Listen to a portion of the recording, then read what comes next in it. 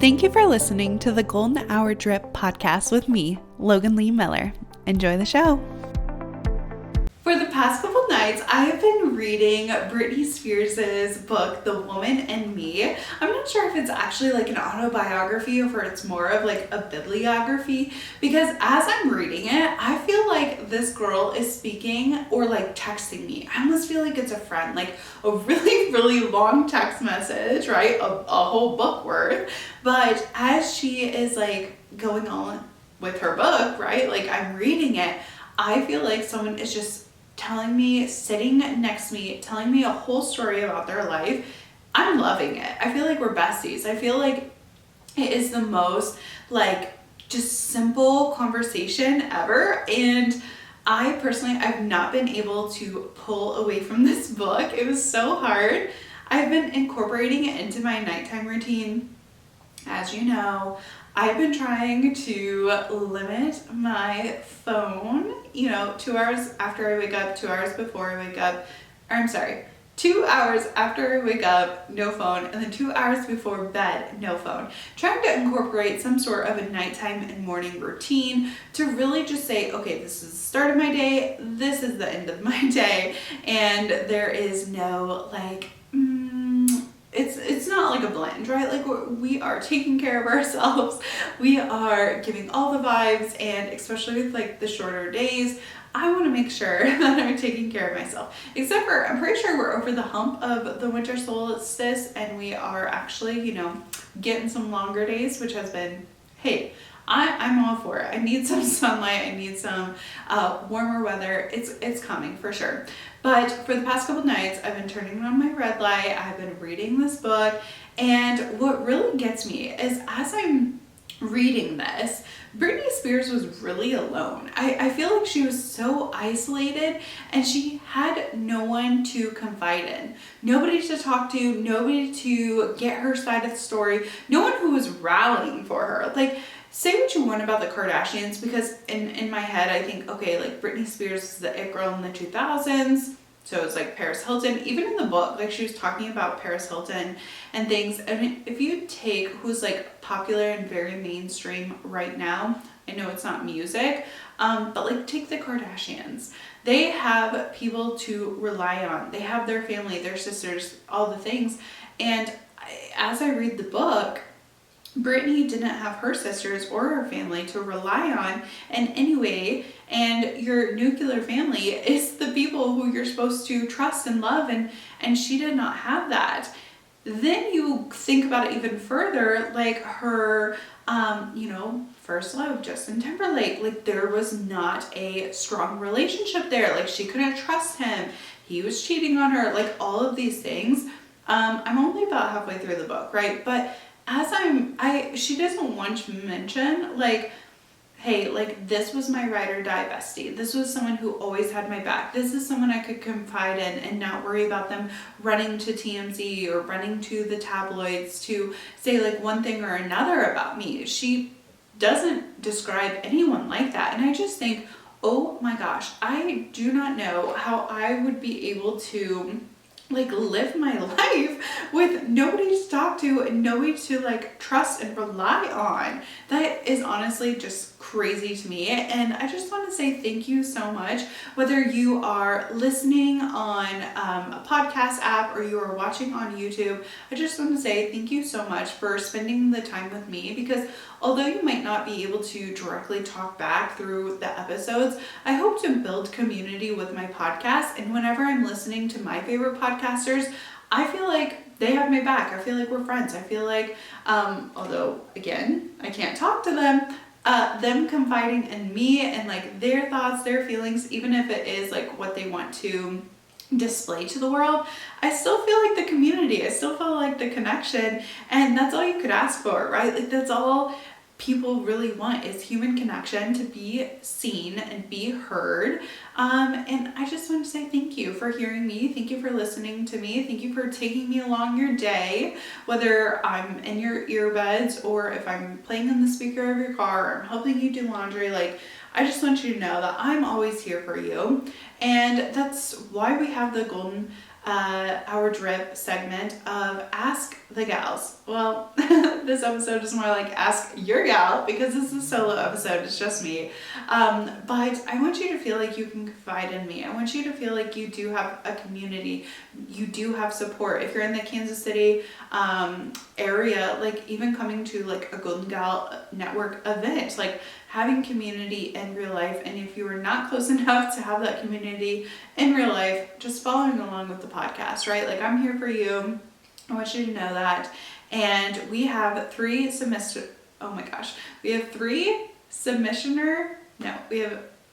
submitted questions. What the heck was I trying to say? I don't know. We have 3 listener submitted questions, and I just wanted to say thank you for everyone who has submitted their questions. It is so fun to like go through them and see it, and although I can't like answer every single one of them every single week, I do want you to know that I'm so appreciative. I'm rooting for you, and you do have a community, and I want to see how I can incorporate more of the questions in the podcast community, whether that's like in the newsletter or, you know, in the Monday episode or whatever. I just want you to know that I am listening. I do hear you. And I will get on with it. Okay. So the first question is, how do I explain not drinking? I'm sober in general, not for dry January, not for 75 hard, not for alcoholism, not for pregnancy, just sober. Personally, I feel you on this. I feel like whenever you have like a distinctive thing that you're not gonna do, like activity-wise, diet-wise, drinking-wise, if you had a behavior that people kind of know you for, or even just know that you did it in the past, it's really hard breaking other people's expectation of you, right? Like if you've always been like the loud, funny one, but you've been trying to stop oversharing or not be so loud in situations, let other people talk or whatever, like it can be hard when people see a change in behavior, good or bad, right? Like people don't like change, and they don't like to see other people's change, especially if they're not changing themselves or if they have things to work on themselves. So drinking is one of them. A lot of people don't like how they feel when they drink, and so they don't drink. That's how I feel. Like I hate feeling the like I don't know, regret after. And it's not even that I did something cringy or that I said something very awkward or I felt embarrassed about something I did the night before. Just like this feeling of dread when I wake up after drinking, like I don't like it. And so whatever your reasons are for not drinking, I do want you to take notice of the people that you surround yourself with. If these people constantly like think, oh my gosh, like why aren't you drinking? Like, oh, just have one little drink. It's not like you're doing a challenge or trying to prove something. Like why can't you drink with us, right? And I want to go back to no is a full sentence, and you don't have to rationalize anything to anyone. You can have your own opinions and you don't have to discuss it. You can literally say, I'm not drinking. It's not up for discussion. It's not something I want to do. That like is a boundary that you can set in place. You don't have to talk about it further. If this is like a group of people who continuously like bring it up, they want to chat about it, just saying, hey, like, I don't really feel like the need to discuss this with you right now. I don't feel comfortable discussing this with you. You can say just no thank you, period. Like you don't have to drink if you don't want to. And I could see how it would be annoying for people to kind of go into their own diatribe, like, oh, why aren't you drinking? Oh, I don't drink. Okay, I could never not drink. Oh my gosh. And then they go into this like whole situation about them talking on how they could never drink. I could see how that could be awkward. So take it as knowing that you can set the boundary and you do not have to explain anything to anyone. And if the people you're surrounding yourself with constantly bring it up or constantly try to push you to break your sobriety for any reason at all, maybe that's someone who you don't continuously like bring in your life anymore. Maybe that's someone that you start to slowly fade out of your inner circle. But just know you do not have to drink to have fun. And if you have any good mocktails or beverages that you like to drink, please send them my way because I love trying all of the mocktail things. Currently, I've been on the strawberry vanilla poppy, or I'm sorry, not poppy, Olipop. I've been loving Olipop. Strawberry vanilla is my favorite. I've been drinking it so much. It has been so good. Question number 2.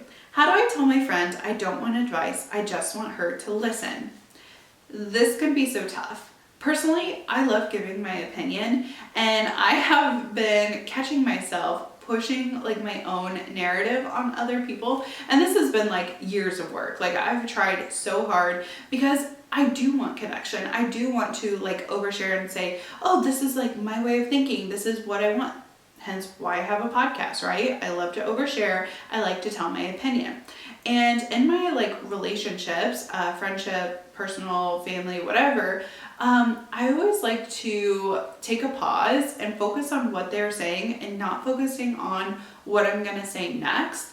And something that I like to phrase is asking the person after they've, chatted, said what they needed to say. I go, are you looking to just vent or are you looking for advice?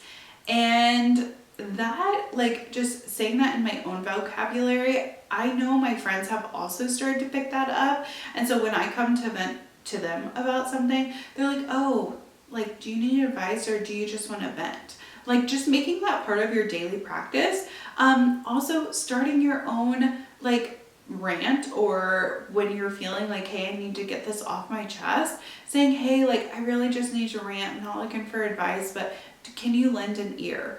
Setting the scene, setting the expectation up of, hey, like, this has been stressing me out. I need to talk to someone quick. I trust you. I rely on you. You're one of my best friends. Can I trauma dump? Can I, dump some emotions on you, right? And they can say no. They can be like, oh, no, I can't. Sorry. And that's a boundary that they've put into place.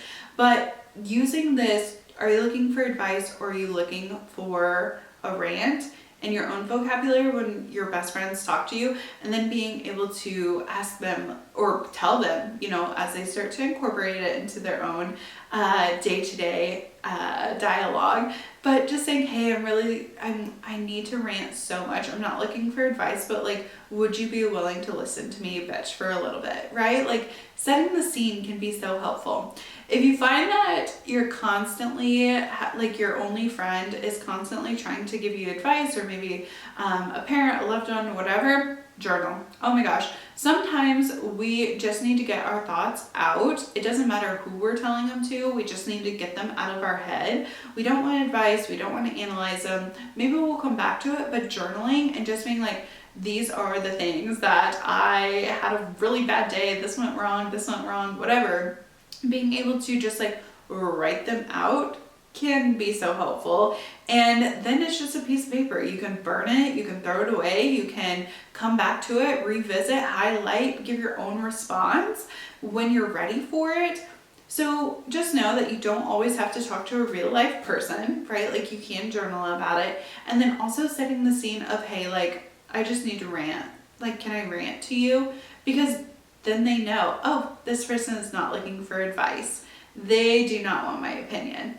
And even saying it, like, if it's someone where you actually have to talk to them about something authority-wise or whatever, and they just want to give you advice, saying, hey, thank you, but I'm not looking for advice right now, that can be really impactful. That can shut down the conversation. Then they know, hey, like, I'm not asking for advice.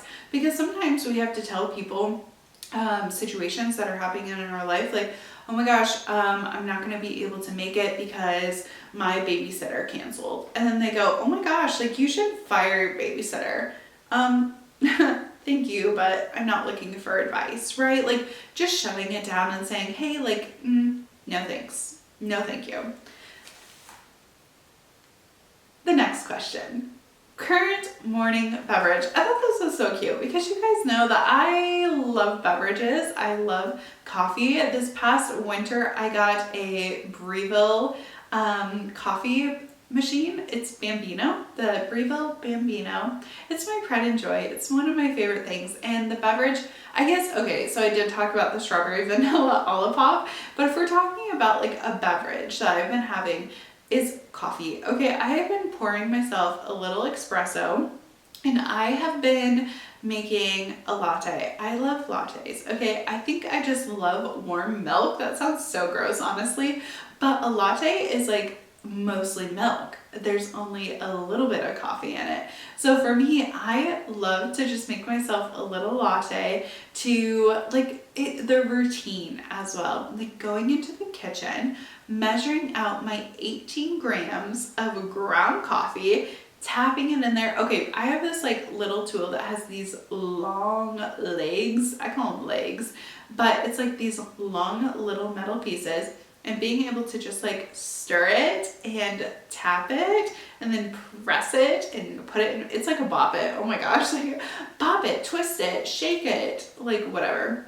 But being able to put it in my coffee machine and then like pour a shot of perfect espresso has been my favorite. Now, in a couple months, maybe I will be over the espresso machine, but I highly doubt it. It has been so fun just to like play with and do. I don't know. I truly think that beverages are just one of my favorite things. I have been experimenting with, you know, a couple syrups, and also experimenting with like an iced coffee. I've been making a Vietnamese coffee with like condensed milk at the bottom.